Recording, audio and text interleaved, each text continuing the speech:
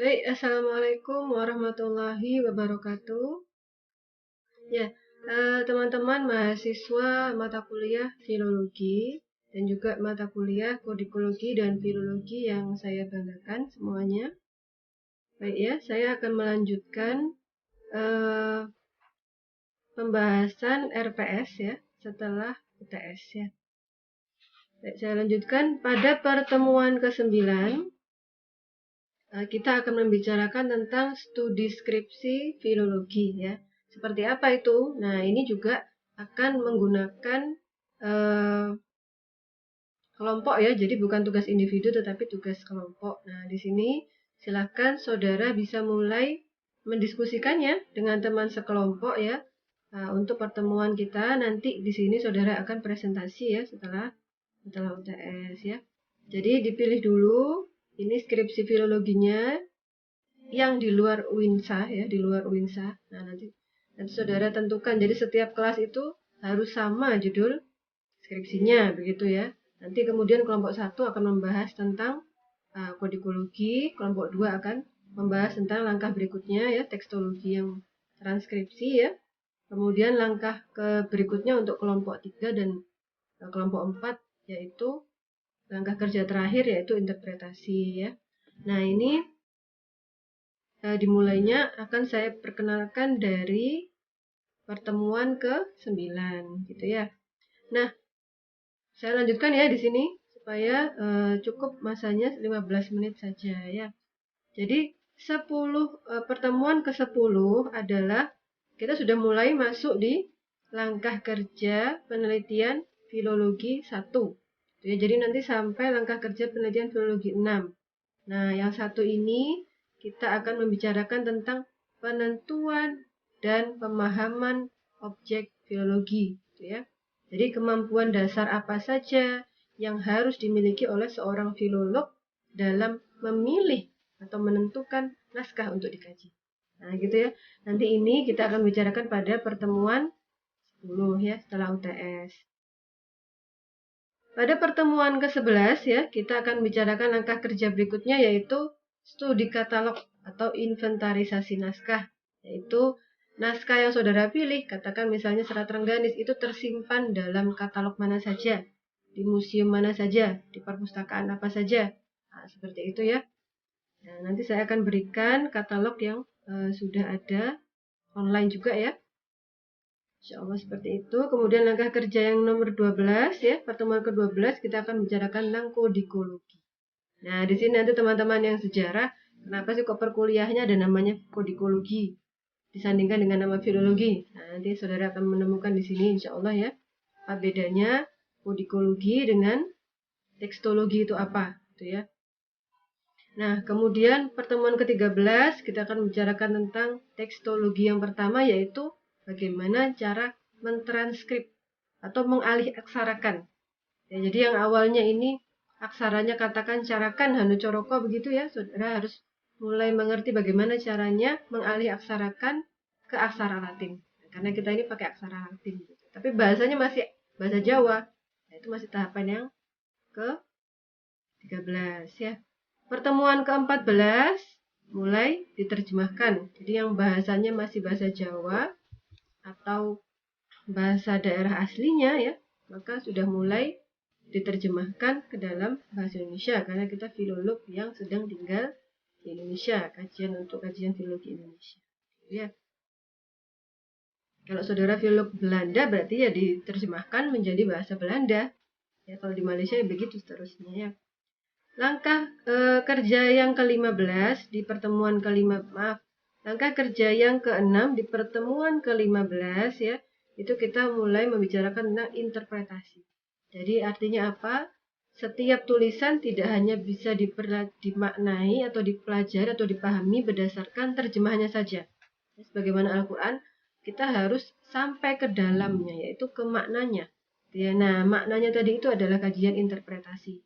Nah, disinilah nanti kita sebagai seorang filolog ini memerlukan ilmu bantu di luar teori filologi atau ilmu bantu di luar ilmu filologi. Kenapa ya? Karena tergantung misalnya teks tadi itu, manuskrip tadi itu tentang sejarah, maka kita memerlukan bantuan ilmu sejarah.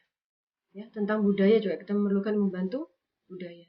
Tentang arsitektur juga demikian sama. Tasawuf juga begitu semua ya. Nah, nanti kita akan mempelajarinya insya Allah pada pertemuan ke-15 ya.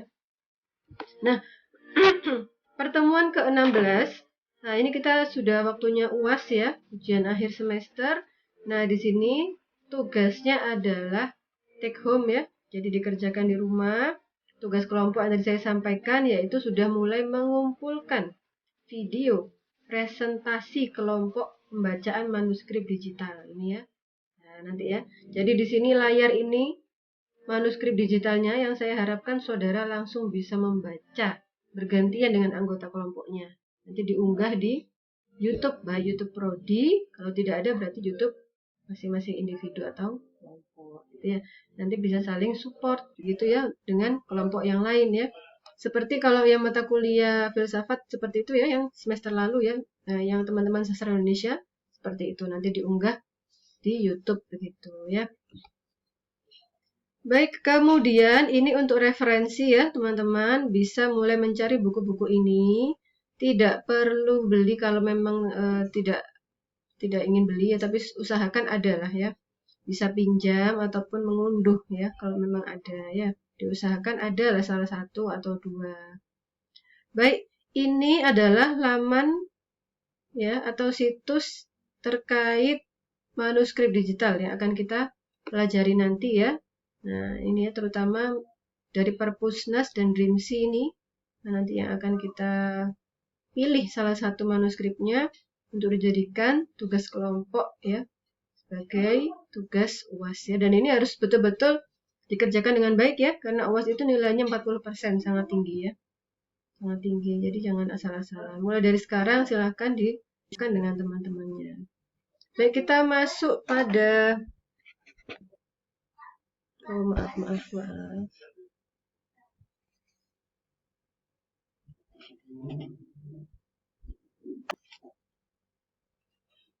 Baik teman-teman, kita masuk pada tabel RPS ya.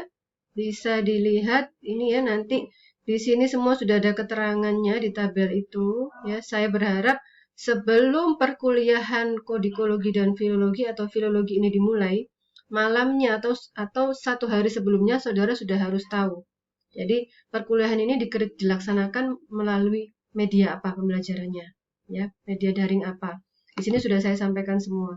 Misalnya metode pembelajaran, kuliah menyimak video pengajar melalui YouTube dan tanya jawab melalui Google Classroom. Jadi sudah saya terangkan seperti itu ya. Jadi kemudian pembahasannya apa pada pertemuan ini sudah ada di sini juga. Ini ya, pertemuan pertama sudah ada semua.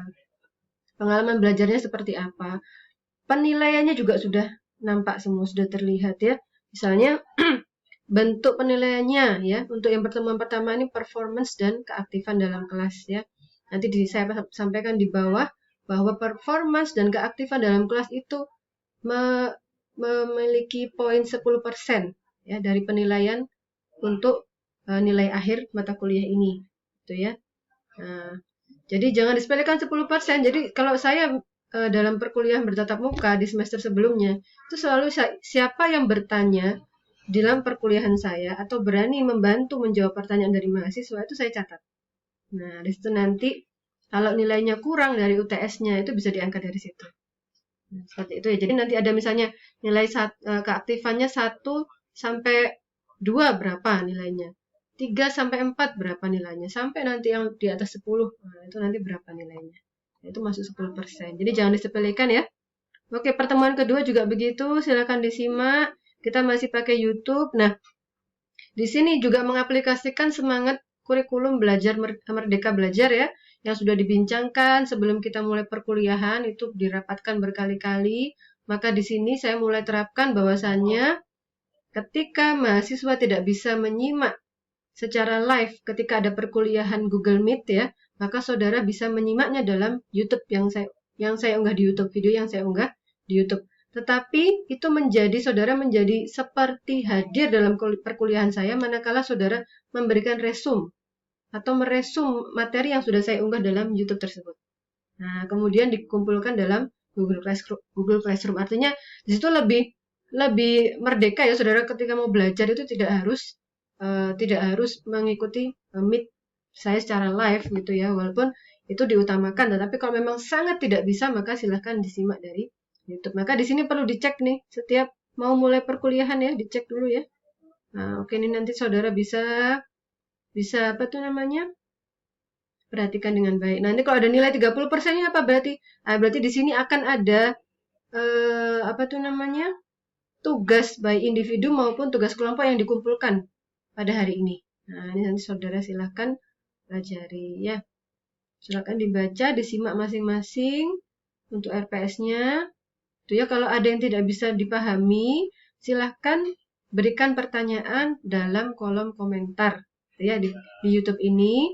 Nanti masuk dalam keaktifan ya 10% tadi, dan akan kita bicarakan atau kita ulas atau saya akan menjawabnya insya Allah dalam Google Classroom ya, karena dipantau secara serentak, secara sentral dari fakultas ya, jadi tidak bisa lagi dilaksanakan banyak-banyak dari WhatsApp ya, sebagaimana semester lalu, seperti itu ya. Oke, seperti itu. Nanti ini untuk referensinya, mohon maaf. Ini saudara bisa lihat di yang bagian atas tadi ya. Jadi misalnya ini ada 2, 4, 9, 14. Itu berarti referensi dengan nomor-nomor ini ya, seperti itu. Jadi untuk pertemuan ke-11 berarti referensinya ada nomor 2, 4, 9, 14. Saudara scroll lagi ke atas ya. Saudara cek lagi untuk RPS-nya. Seperti itu ya. Ini pertemuan ke-13, nanti kita akan ada apa? Dari pertemuan ini ya 12 nanti kita sudah mulai presentasi kelompok ya. Baik, seperti itu. Sampai pertemuan ke-16. Nah, yang tadi saya sampaikan adalah mengumpulkan UAS ya. Jadi jangan barusan membuat, nggak boleh, tapi sudah dikumpulkan, sudah diunggah, sudah saya nilai gitu ya. Nah, kemudian ini rincian penilaian untuk mata kuliah ini ya. Saya rasa satu Winsa sama semua ya. Rincian penilaiannya performance dan keaktifan 10%. Jadi saya tadi sudah sampaikan bahwa setiap yang bertanya pada saya pada mata kuliah ini, setiap yang mau menjawab ketika temannya bertanya, membantu menjawab, ataupun ketika ada yang presentasi kemudian mau menjawab, ataupun membantu menjawab ya, memberikan pendapat ya. Nah, ini nanti nilainya 10% ya. Jadi saya selalu catat dari sejak awal saya mengajar di Winsa ya. Kemudian tugas individu dan juga kelompok ini nggak bisa diremehkan ya, karena nilainya 30%, bahkan lebih tinggi daripada UTS. Nah, saya selalu bilang kalau saudara mau agak santai, UTS-nya boleh disantaikan. Tapi kalau tugas nggak boleh, ya, jangan santai, karena nilainya itu besar, 30% ya. Oke, UTS nilainya 20%, dan 40% ini untuk UAS sendiri. Nah, saudara mulai diamati ya, supaya sudah bisa menentukan petanya nih, strateginya nih. Gitu ya. Oke, seperti itu hasil akhir penilaian sama seperti mata kuliah yang lain ya. Nah, ini A+ yang tertinggi. Yang kalau sudah C- itu sudah tidak lulus ya. Tapi usahakan saudara dalam mata kuliah saya itu walaupun dalam keadaan pandemi begini, usahakan tetap produktif, mengerjakannya tetap dengan standar maksimal. Saya akan sangat menghargai orang-orang yang mau mengerjakan dengan standar maksimal. Ya, jadi diusahakan dikerjakan dengan baik ya. Jadi saya tidak akan segan-segan memberikan nilai A+ manakala saudara sebagaimana saya sampaikan tadi ya. Nah, mau aktif ya, kemudian juga mau mengerjakan tugas dengan standar maksimal ya. Nah, adapun nanti kalau ada tidak bisa hadir, saudara bisa komunikasikan dengan saya, pasti akan diberikan maklum ya. Itu nanti pasti ada cara yang lain untuk mengganti ketidakhadiran itu. Oke ya. Seperti itu yang bisa saya sampaikan untuk mata kuliah ini ya. Untuk RPS mata kuliah ini, saya mohon maaf apabila ada kesalahan dalam menyampaikannya ya. Mudah-mudahan teman-teman semua tetap semangat. Ya. Saya juga tetap semangat sampai selesai perkuliahan daring ini semester ini. Saya rasa cukup. Terima kasih. Mohon maaf apabila ada kekurangan dan kesalahannya. Saya akhiri. Assalamualaikum warahmatullahi wabarakatuh.